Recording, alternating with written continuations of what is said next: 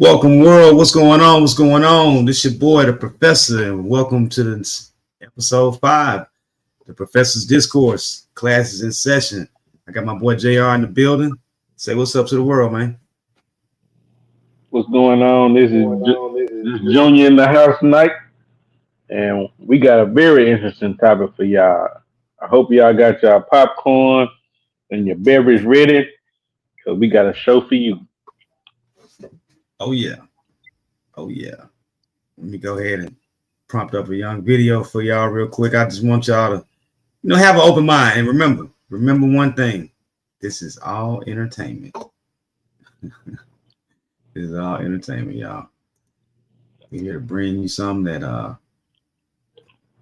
maybe some of y'all have heard about it, maybe some of y'all haven't, but we definitely want to just engage the minds and see what it is, because it is definitely something to behold. Here we go.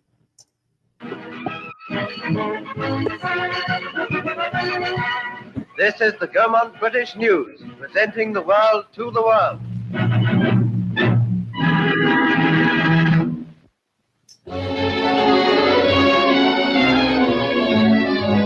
Southward ho! Admiral Byrd's expedition to the South Pole enters the polar seas after a voyage of 11,000 miles from the United States, plowing down to the uttermost edge of the world through waters studded with the menace of ice.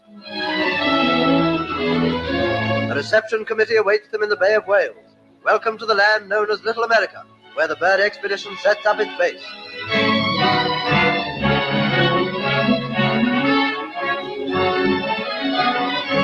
Happy landing on the first leg of the journey.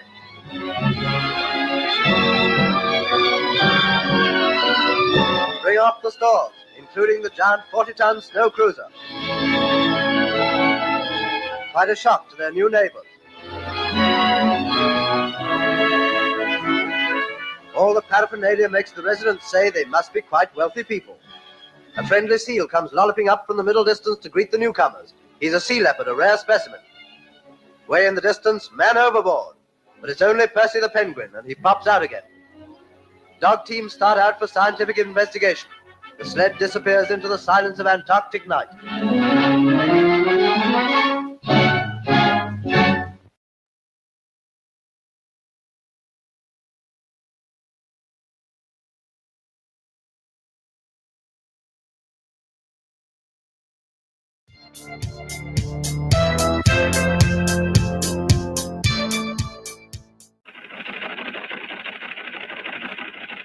It's time for the Longines Chronoscope, a television journal of the important issues of the hour, brought to you every Monday, Wednesday, and Friday. A presentation of the Longines Whitnor Watch Company, maker of Longines, the world's most honored watch, and Whitnor, distinguished companion to the world-honored Longines. Good evening. This is Frank Knight. May I introduce our co-editors for this edition of the Longines Chronoscope? Larry Lasser, CBS News correspondent, and Kenneth Crawford, National Affairs Editor of Newsweek magazine. Our very distinguished guest for this evening is Admiral Richard E. Byrd.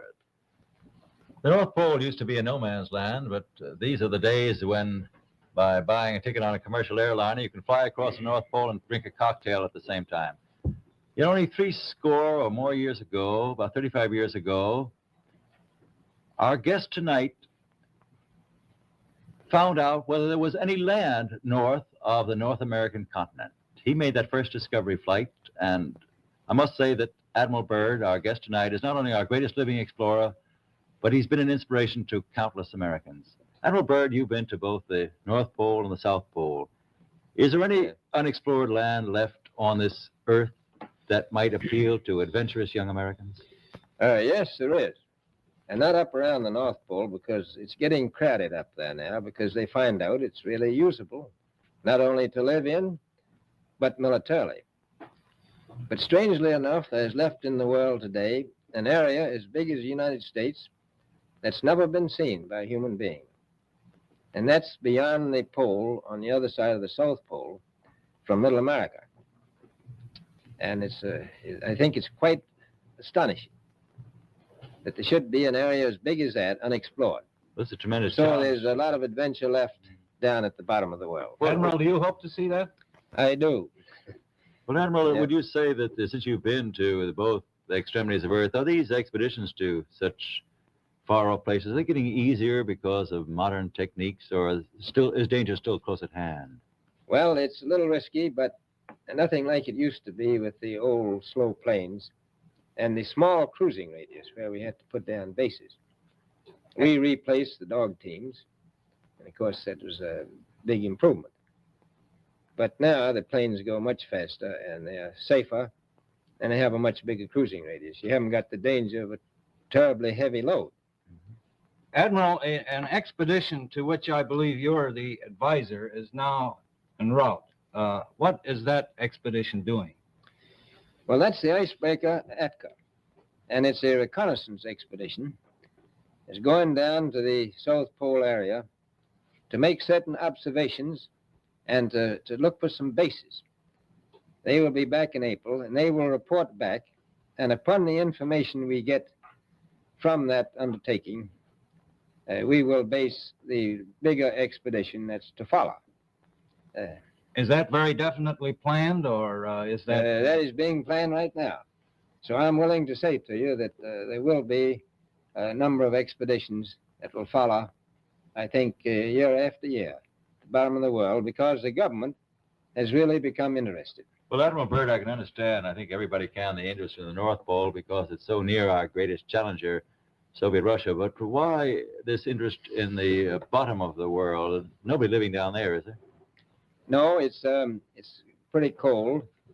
There's only one permanent resident, that's the emperor penguin. The little ones live further north. I tell you one reason they're interested. It's by far the most valuable, important place left in the world for science. That's why the scientific groups all over the nation are really interested. But more important than that, it has to do with the future of the nation, those to come after us, or even during your lifetime, because it happens to be an untouched reservoir of natural resources. And, as the world shrinks with an ever-increasing acceleration, far-flung places, once useless, like we thought the North Pole was, and no man's land, become very useful. The bottom of the world will be important, not only to us, but to our allies. Does it...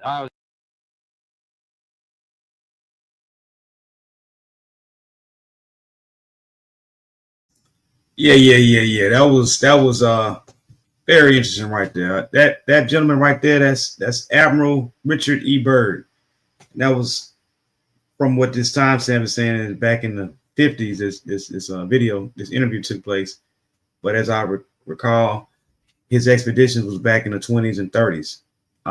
This was the first Indiana Jones, like that real Indiana Jones, like he was a superstar in this thing. And what he was describing with that first video was one of his expeditions where they went to the South Pole or to Antarctica. And the second video, which they were interviewing him, you heard the information he was giving out about what the interest of the government at that time was going through. Very interesting. Junior, what's your take on that? Good evening, everyone. And I just want to first start with he is the Indiana Jones that these movies right. have portrayed out in these fictional characters, but he is the real version of that. He is a admiral from the World War I era, World War II era, and he was doing everything that Indiana Jones say that he was doing. So I just want to put that first into context as far as history goes. I want to first start before we allude into anything. I just want the professor to read a quick quote for me. It comes from the King James Version of the Bible. It is found in Romans 3rd verse, and we'll start with 4. Third chapter. You mean Romans third chapter? You saying Romans third chapter? Third chapter, and we'll start at the 4th verse. All right. Let me get that prompted up, and everybody can read along as well with us. We'll add that. Yeah, there we go. All right. We're starting at verse 4. God forbid, yea, let God be true, but every man a liar, as it is written. So that's where I want to start. Okay. Thank you. That's where I wanted to start first. I want you to understand that God's word is true and every man is a liar. So all the history books that you've been dealt out in these classrooms, all the information their teacher has told you to pass to make a 100 has been an indoctrination. And I'm here to spread the truth. And if you're not here for the truth, you may want to skip past this video. All right, my brother. I want you to next cue Isaiah, the 40th chapter, and the 22nd verse. 40:27. All right. Let me get back to it. 40:22. 40:22. 22. Okay, I'm sorry, my bad. Isaiah. Get that. He said 40. Yes, sir.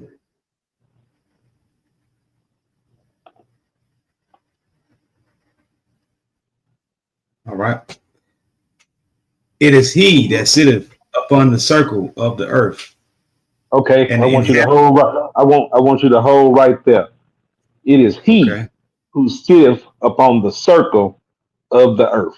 So for one, I got to prove this point to people. A circle is not a globe. It's not a globe. A circle is just exactly what it says, a circle. And I'm going to prove that for you right here. And so you'll understand the difference. I want you to cue Isaiah 22 and 18. Isaiah 22, 18.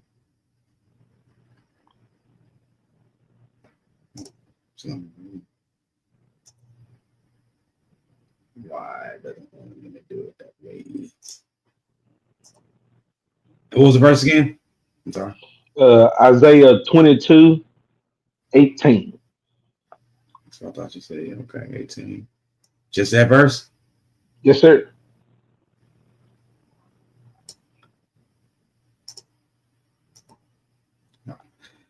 He will surely violently turn and toss thee like a ball into a large country. There shalt thou. Okay. Did you see what he referenced right there? What did he just reference, Professor? He just referenced a ball. So a ball would be similar to a globe, not a circle, correct? Yeah, I would agree with that. Yeah, a spear, yeah, a ball, yeah, and it's ball. If you're saying a ball, correct. Okay. Right. So there is a difference between a circle and a ball. I just wanted to prove that to the viewers before we got any deeper, because there is a difference between there being a ball and a circle. So now that we've proven that, I want you to go to Isaiah 11 and 12. 11th chapter and the 12th verse.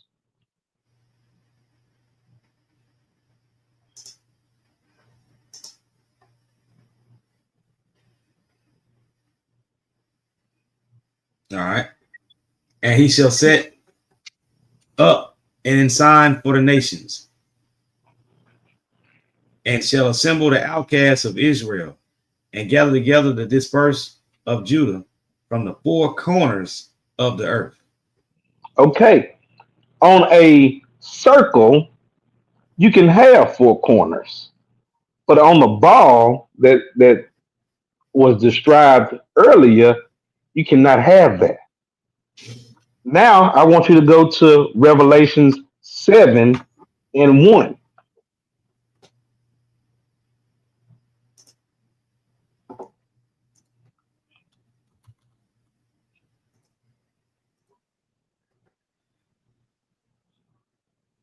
And after these things, I saw 4 angels standing on the 4 corners of the earth. Okay, again, there are 4 corners, which can be on a circle, but not on a ball. So I want you to turn again, my friend, to Psalms 104 and 5.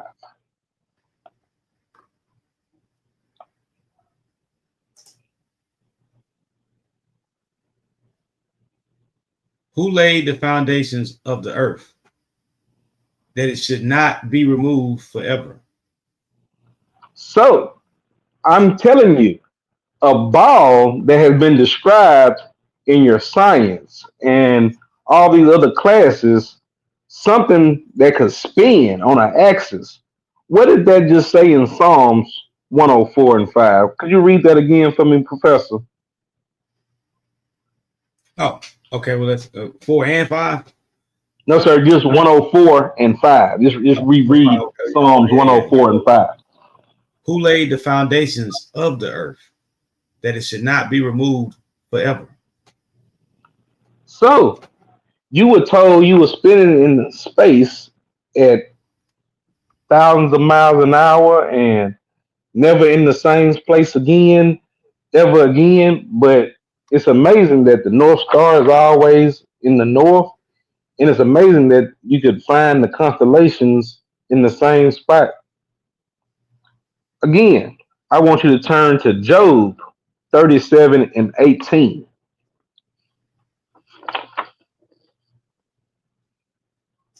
37 and 18, Job.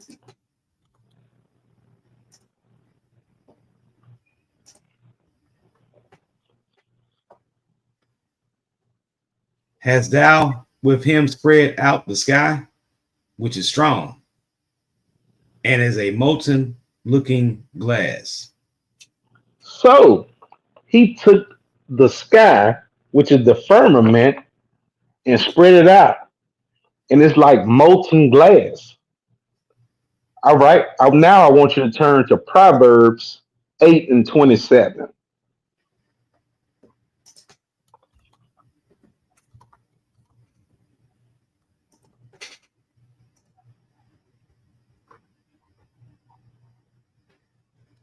When he prepared the heavens, I was there. When he set a compass up on the face of the depth,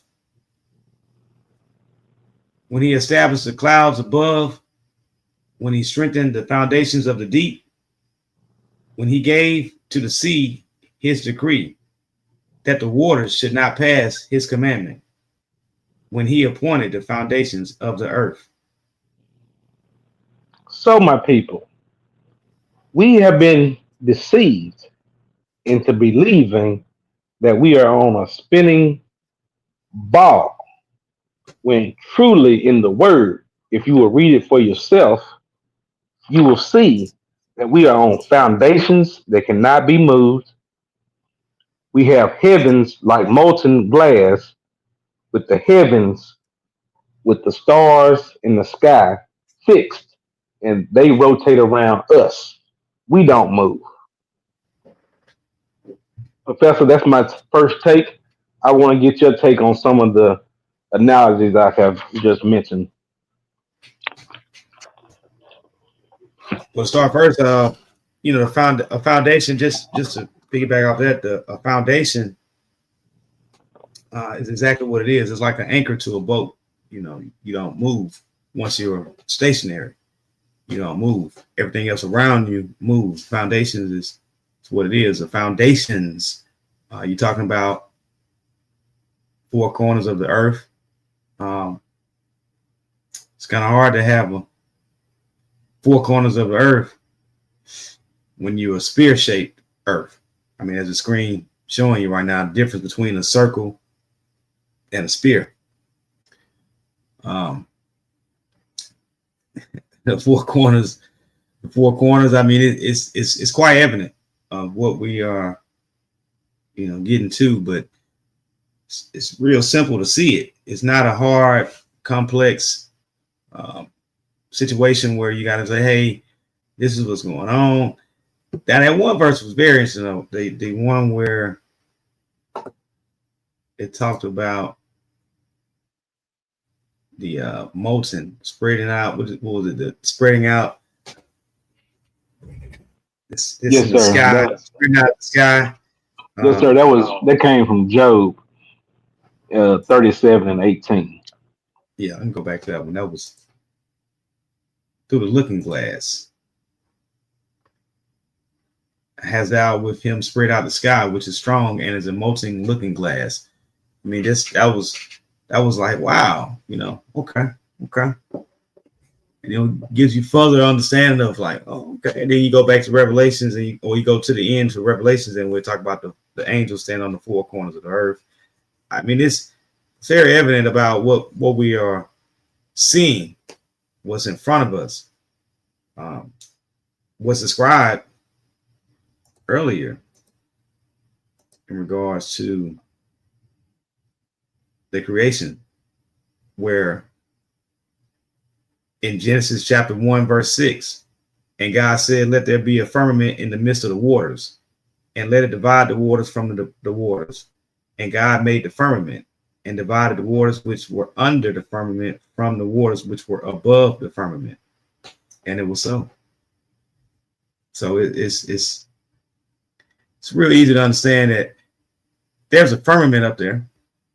There's different descriptions of how that firmament is. And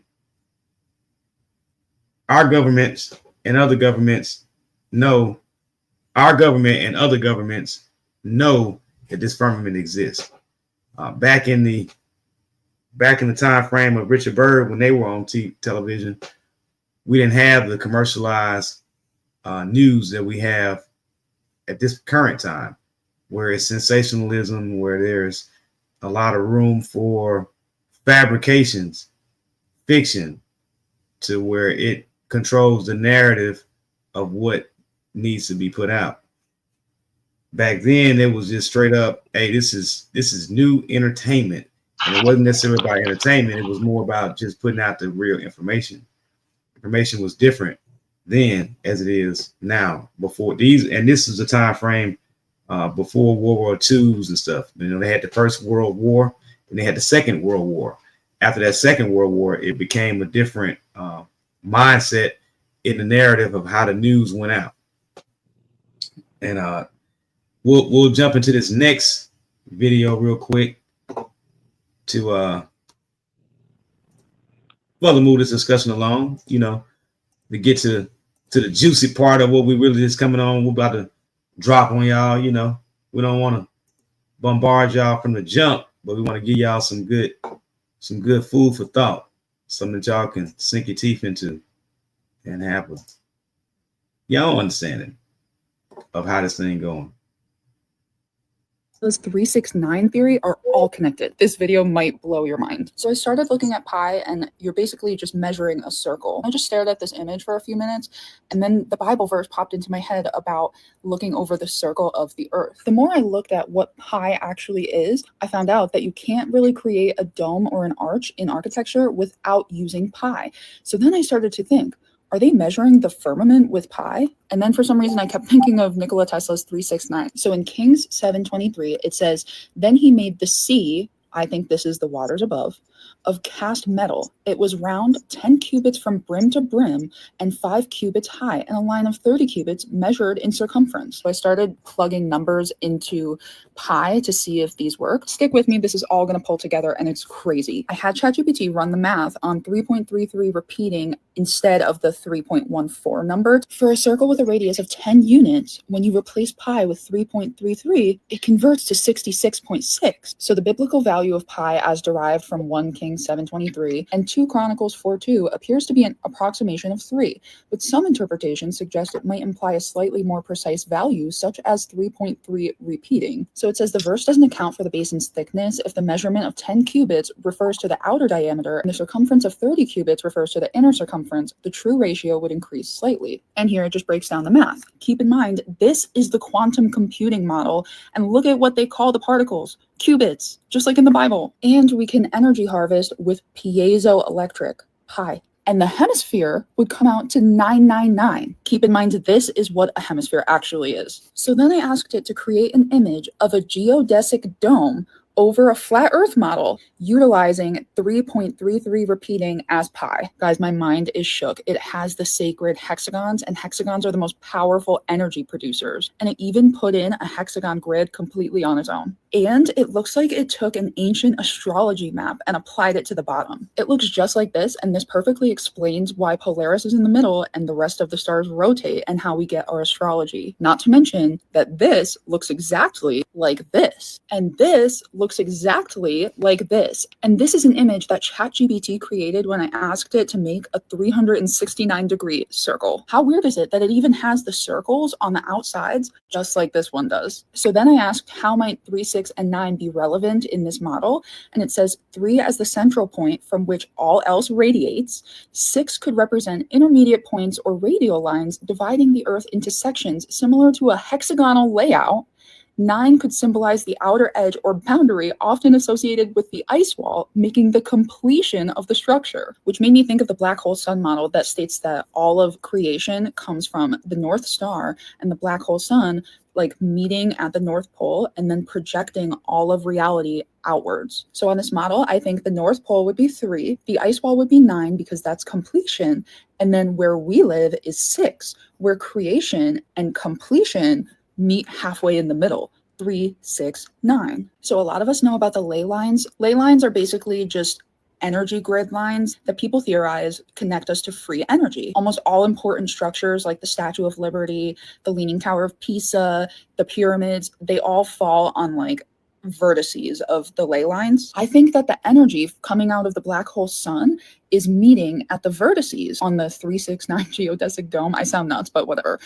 And I think that this is somehow creating the ley lines. Remember, Tesla's whole thing was free energy and harnessing electric. I truly do believe that this is the great mystery around 369 and that it's really just the firmament, and that the pi they give us is not true pi. So then I started talking to ChatGPT about it again. It says, some flat earth theories propose that the firmament has properties that refract or distort light. If the firmament were a geodesic dome centered on the North Pole, the highest point of the dome could potentially create unique effects on the light and visibility. At the North Pole, light might behave differently as it interacts with this apex, possibly creating phenomena like the aurora borealis or other atmospheric effects in this region. This could be explained by theories that suggest the dome has refractive or reflective properties that affect how we perceive light and celestial objects. In this model, the geodesic dome might influence air currents and weather patterns, particularly if the dome is seen as a barrier containing Earth's atmosphere. With the North Pole as the dome's center, circular or spiraling weather patterns might radiate outward, contributing to the concept of the polar vortex or other weather phenomena that start from the poles and move outward. This also validates climate zones, and this scripture blew my mind when I realized this. So this is when he comes back for his bride. It says, the voice of my beloved, behold, he comes leaping over the mountains, bounding over the hills. My beloved is like a gazelle or a young stag. There he stands behind our wall, gazing through the windows, looking through the lattice. Do you guys know what it's called when you weave pie crust together on top like this? A lattice. Pi. It's measuring the firmament. This is a lattice. This is a lattice. They're both pi, except one's a pastry. I'm sorry, I don't know if that's coincidental. I don't think it is. I think God is like hilarious. The first person to accurately estimate pi was literally named Archimedes. Arc. They're telling us. I don't believe most of these people in history were real. And if they were, there was like fake stuff about them. And think of the word piety. It means religious or holy. Pi. They're saying that the person operates in a way of like being beyond the firmament. Like they're godly, they're complete. Fibonacci spiral, SPI, spiral. Pi is in there. Piano starts with pi. The piano has 88 keys. There were 88 books in the original Bible. There's 88 constellations divided into 7 octaves. 7 is God's number, and cycles of 12 keys. In the book of Enoch, there's 12 stargates that the sun and moon come and go from. Pine cone. The occult worships the pine cone. The pine cone has 369 in it. Pilot. They are flying across the skies next to the firmament. Epiphany. There's pi in there. That's the revelation of Christ. Pineal gland, which is shaped like a pine cone. It has 369 built into it. Pioneer. Pioneer. Creating something. You're pioneering it. Let me know what you guys think, or if you have anything to add to this. I would love to hear it, because I'm so interested in this topic, and I'm like mind blown at the images that it created and like the pieces I was able to connect. As always, this is for entertainment purposes only. I'm completely crazy. Don't listen to a word I say.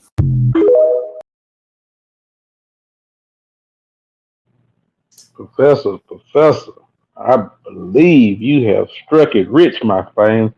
I think you came with the perfect vid to tie all the stuff that me and you spoke with on the first segment to expound on the second segment we're going to be moving into. I think the people at this point have a general rendition of what we're talking about. That molten looking glass that we were talking about, she expounded on that a little bit. And if you don't know Nikola Tesla, I think you may want to go look him up.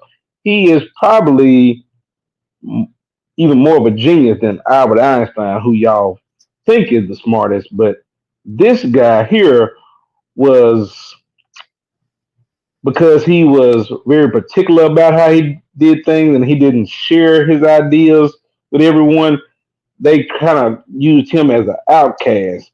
He was the one. What current do we use now as far as the energy grid, Diego? That's your specialty.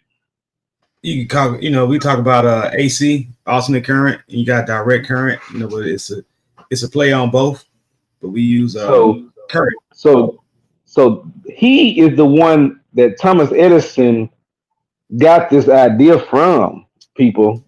While we're still using his grid today, whether y'all know that or not, and we're in the 2025. This guy lived in the 1920s, so that's and that's when he died, and he was in his 80s. So all these ideas were, brought back from the 1800s. The idea that he was thinking of, and we're still using it today. That's how relevant this guy is 100 years later.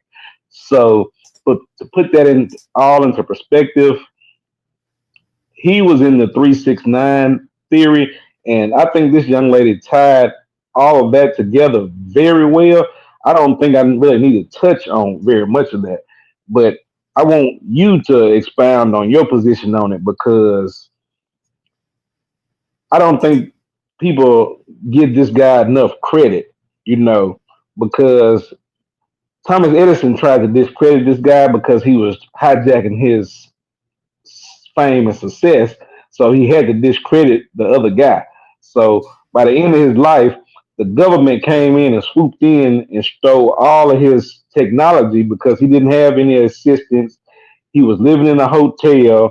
And when he died, they alerted the U.S. government, who swooped in. And then he had probably 80 trunks in this hotel, and only 6 were returned and put into his museum as far as going forward, as far as the information they had. And this is something I want you people to look into yourselves. One of the physicists that studied it was Donald Trump's uncle, is one of the physicists that they let look at this information. If You said think Donald Trump's uncle? Correct. Donald Trump's uncle was one of the physicists they let review Nikola Tesla's information after his passing, to try to make sense of it, since he was the physicist of his time. So that's just to lay some groundwork. And I'll let you go ahead, Professor. I'm sorry. I didn't try to interrupt, but that was real interesting, because as you were saying that, I was looking at that same exact thing, and that Trump uncle or relative, John George Trump, physicist. August 21st, he was born August 21st, 1907, died February 21st, 1985. He was from Massachusetts. No, I'm sorry. He was born in New York City. He died in Boston, Massachusetts. I apologize. But yeah, man, it's crazy. He definitely was one of the ones that the FBI, 2 days after Mr. Tesla died, and you got to think about it. Who Elon Musk uses for them cars? Anyway, I digress. 2 days later, the Federal Bureau of Investigation ordered the alien property custodian to seize Tesla's belongings. John G. Trump, a professor at MIT and a well-known electrical engineer serving as a technical aide to the National Defense Research Committee, was called in to analyze Tesla items. After a 3-day investigation, Trump's report concluded that there was nothing which would constitute a hazard in unfriendly hands, stating his Tesla thoughts and efforts during at least the past 15 years were primarily of speculative, philosophical, and somewhat promotional character, often concerned with the production and wireless transmission of power, but did not include new, sound, workable principles or methods for realizing such results. And in so many words, let's suppress this because I can charge people for energy. What is it to give people energy for free? Because then guess what? They'll have free time to think about things because they won't be tied to just working to just pay bills. But we'll allude to that later on as far as how we have grown from the people telling us that we're on a spinning ball, and you see people how we have progressed this conversation to someone who wanted to give us free energy, and how his information was later suppressed, and then Mr. Trump's uncle, an MIT professor, said, "Oh, it's nothing of relevance here, nothing to see here. Move on, move on. You move on because the elites of the world, if we are not working, then we will be. Guess what? We'll be thinking. We'll be thinking. We'll be doing things other than just working and sleeping, just to be able to go back to work again. So when people start thinking and like minds get together, that's not what we want. Mr. Rockefeller said back in the day that he does not want a nation of thinkers because those don't make good workers.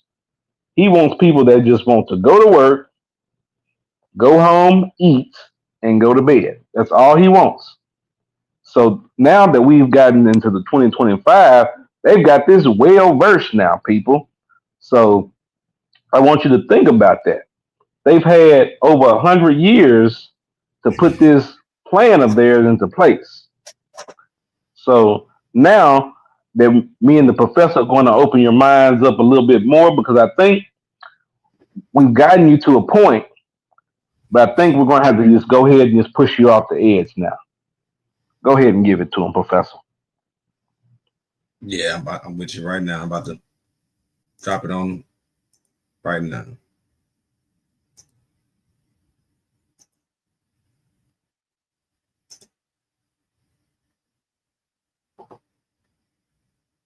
Yeah. Imagine that. Now, See that? I want you to slowly go over what we are looking at. If you look in the center, people, this will be the so-called known world that's of to us, surrounded by Antarctica, which we have been alluding to the whole time is an ice wall. It's a ice wall. It's not a particular like a land. It's an ice wall. It's a barrier. And guess what? There are ways to get out of it. There are certain exit points at every four corner. Because I told you this is a circle we're on. We're on a circle.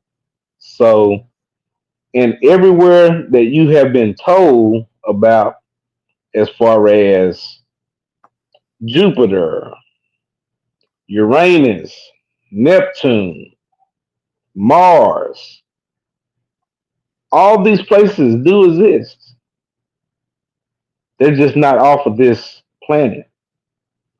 They're just not inside of the known realm that we live in. It's not inside of the ice wall we live in. We all hear tell from the Bible of the Nephilim, giants. Professor, show them where the giants are, because the Bible said it was giants in those days and after the flood. Because when we went into the promised land, yes, copper color people, when we went into the promised land and we sent scouts down there, guess what was down there, Professor? What did they find? Oh, they found giants, man. They found people with 6 fingers and 6 toes. You know what I'm saying? They were standing, 3 meters tall? So just because the flood occurred, these people didn't go away. The giants existed after the flood. I don't know if people know that. So they existed after. And Goliath was not just a one of one. Goliath had brothers. I want y'all to further read the Bible for yourself to get this understanding that me and the professor have had to study. We're going to give you the knowledge. I want you to research it for yourself, though. Goliath had brothers that later had to go, they had to be killed too, because guess what? They were going to avenge David killing their brother. You think that's going to go down? You think someone's going to kill your brother like that and you not do nothing? So what do you think his brothers were thinking? So David got ahead of the game and said, guess what? We're going to have to go down there and knock them off, man, because if we don't, we'll never be safe. Those guys are going to, because they just try to write it off as the Palestine, and then you get caught up in that and you think Goliath was one of one. It's not. He's not one of one. And the Nephilim were after that, and still to this day, they have a whole island dedicated to just them, the Titans of old.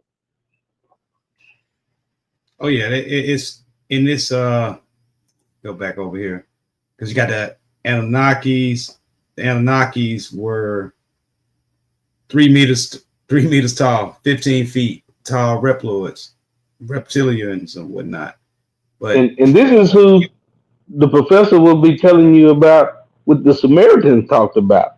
These were their guys, and if you see those people pictured in their statues, he's holding a lion. What man could hold a lion up under his arm?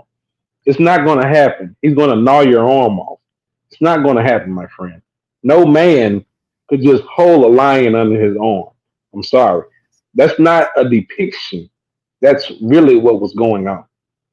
And do you see the other chiseled up people? Do you see how small they are compared to him? They're like dwarves, and he's sitting on a throne. Come on now. I know y'all don't think that our ancestors were that slow. They chiseled what they saw because that's the only thing they could do. They didn't have the elaborate imagination that y'all could come up with these days. You know what I'm saying? And because today we see grays and things like that, but the professor's going to elaborate on the grays and the, what I'm saying, all the things that you think don't exist that truly do exist. Give me one second, prompt it up for you. Just give me a second. I'll get y'all there.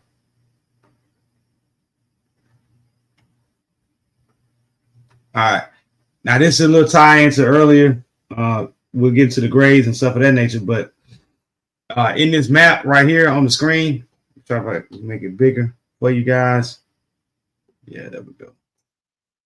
Now in this model, they're saying it's 178 worlds within this great dome. Right here, if you see to the lower left, which we'll say, what is that?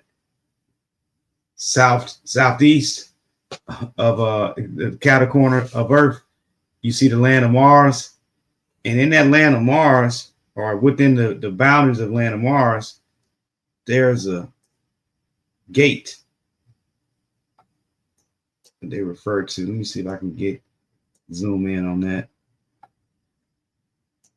Probably won't be able to zoom in on it. I think it'll do it for me. Yeah, here you go. In this area right here, where I got the cursor pointed on, there's a gate right there, or a strait. And guess whose name it is? It's called Byrd's Strait. That fellow was referring to earlier, the Indiana Jones, that's his strait. That's his so-called strait. That gets you from the outside of the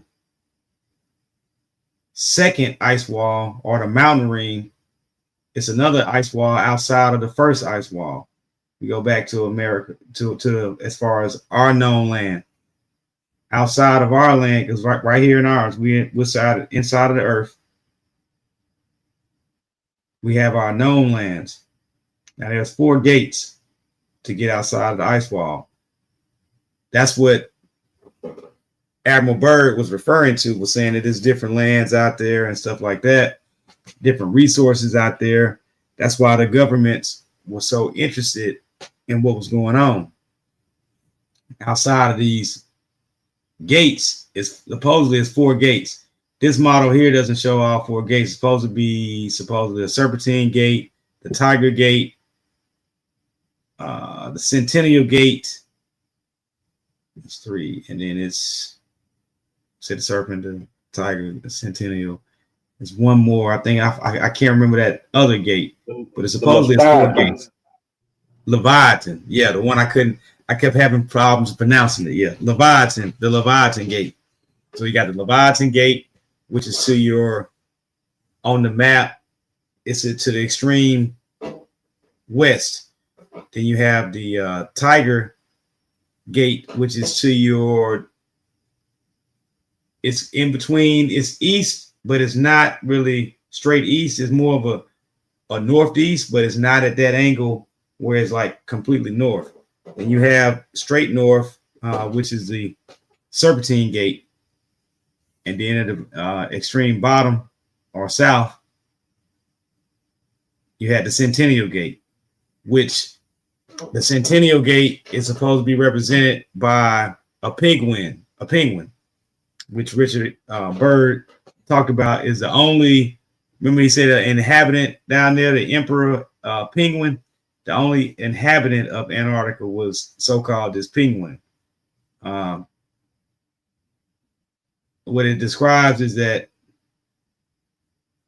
the Mars world, which is right next to the used map, is a zoo of captured inhabitants from many worlds, including our own, where they are studied, trained, and experimented on. It is ruled by the Anunnakis, who conquered the Martians long ago.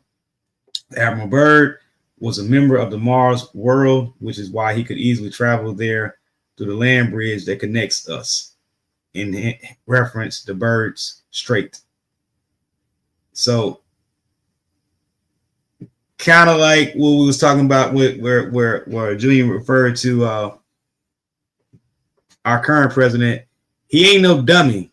The man come from some money, but he also got his family has some teeth sinked into some knowledge that many of us will never know about. We're not on that elite level to get that understanding of what they got going on, but this information that they have access to is profound. The things that we know of this control aspect is that, look, all you got to do is just give it time, give it history, give it time, and then you can write your own story, which later will be called history. And people soon forget. If it's hot in the news today, 2 weeks later, you're not going to remember about it. I mean, we just saw the fires in LA, and we saw how devastating they were. So devastating that we're looking at about 140,000 acres of devastated land. But just more recently, they were told, the EPA was told that they have 30 days to get all the environmental waste out of there. That's damn near impossible, because it took them 4 months to get 14,000 acres cleared up. So you got impossible deadlines that are trying to be met. You have an Olympics that will be there in 2028. So is it another thing that's going on out there in LA? Only time will be the judge of that. But y'all got to be relevant to see it. Professor, don't forget to tell them about Project 2028. What were they? Supposed to 2025, wasn't it? They got another one. This is a Project 2028 for LA. It was supposed to be the first United States all green city. But how are you going to have that into place with all of these coal, fossil fuel burning, non-electric, ultraviolet using? Nothing there is green. So you had to create space to be able to do that. So don't buy into the narrative of, hey, this was just a random wildfire that was unable to be controlled. You do know that the Pacific Ocean sits right adjacent to. They have access to unlimited water to put this fire out. But at the same time, at what pace do we want to put it out? We want this to be devastated. If the people are able to go right back in and quickly rebuild, we won't be able to satisfy this necessary green city we're trying to create. That's point number one. Point number two is the insurance company was just on the news is saying that they pulled back on all of these people's insurance plans prior to this fire happening. By design, or did they go talk to Dionne Warwick or something of that nature? That's very interesting that you canceled my policy and I can't get house insurance right before this great fire occurred. And Southern California is not unused to wildfires. That's something that occurs all the time because it's hot, it barely rains, and there's one company that owns 60% of the water. I thought water was like a natural resource. I know we pay for it monthly, but one company to own 60% of it, that more or less seems like a monopoly to me. That the big barons and things were shut down with under help me, Professor. What was the president that shut down all the monopolies? Roosevelt, Teddy Roosevelt. Yes. Yeah. So he was the one that shut down all these monopolies. All these big barons, were up against him, and they actually helped him get elected, but they put him in as vice president because they thought he'd do no harm. So by the president being killed and he actually got to serve more than he should have, that's when the barons and all these commodores, they saw the real effect of a true hunter, a true natureman, and someone that wanted to give back to the people, actually do the political job I said I was going to do. So today we're so encapsulated with so much bureaucracy and political stuff on TV. There's so many layers to it. That's not what the founding fathers intended, people, when we set up this democracy. I don't think they meant to turn it into USA Incorporated either. So I think a lot of people have us misconstrued with being this free nation of free will and things like that. Just know that this is a business. The IRS was set up. That wasn't set up in the Constitution. Go back and read it. The IRS is not set up in the Constitution. So, no, sir, it's not. We have allowed the government to put their foot on our neck. We have to collectively, together, get that foot off our neck and put our foot on their neck. We're the people. We have the power, but we only have power together. And that's my final quote. And you think that he was playing, that he was talking about it wasn't no real project 2028 smart LA? Well, this is the city of Los Angeles document they put out, the smart LA 2028. And they put this out in December, 2020.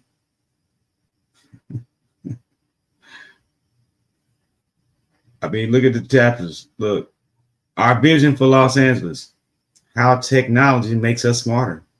Components of a digital and connected Los Angeles. Infrastructure, data tools and practices, digital services, connectivity and digital institution, governance, and then, of course, your acknowledgments. The soul of Professor our... did not say class was in session for a reason. We're here to give instructions. We're here to educate the people.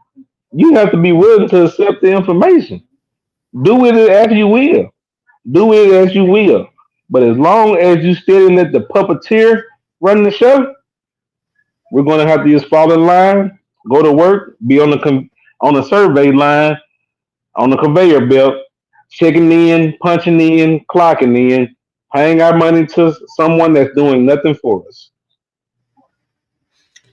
In the words of Mayor Eric Garcetti, the soul of our recovery will shape the contours of our city's future for decades to come. We have a blueprint for the city of the future. That's interesting. I mean, and it was April 19th, 2020.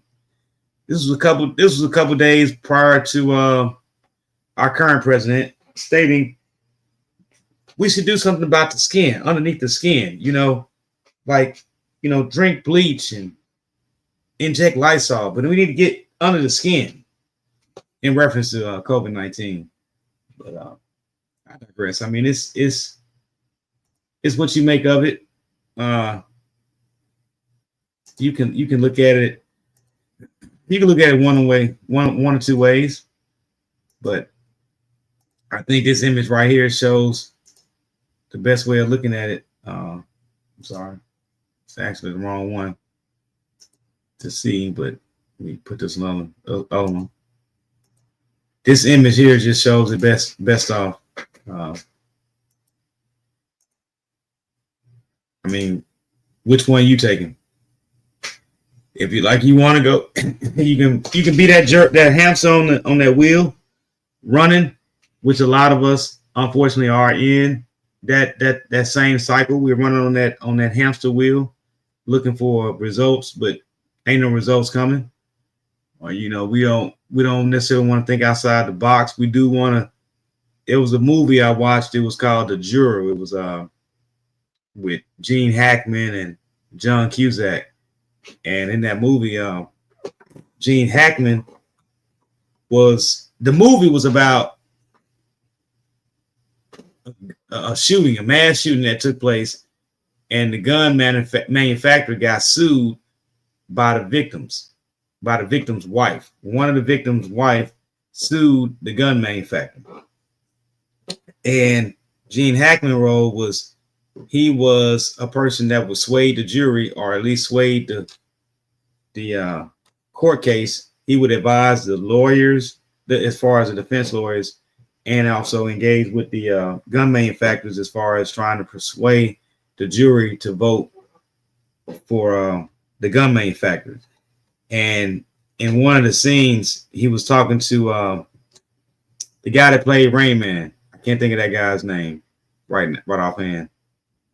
But that guy was the defense attorney, was the prosecutor. Anyway, they in the bathroom, and he was like, hey, look, most Americans, or most people, not Americans, but most people, they like to go to work and come home and let cable TV wash over them.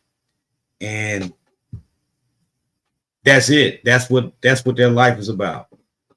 And so the challenge in life, the challenging existence is, what are you going to do? Are you going to make a difference? Are you going to attempt to do something that's about more than yourself? Is there any type of selfless service in you?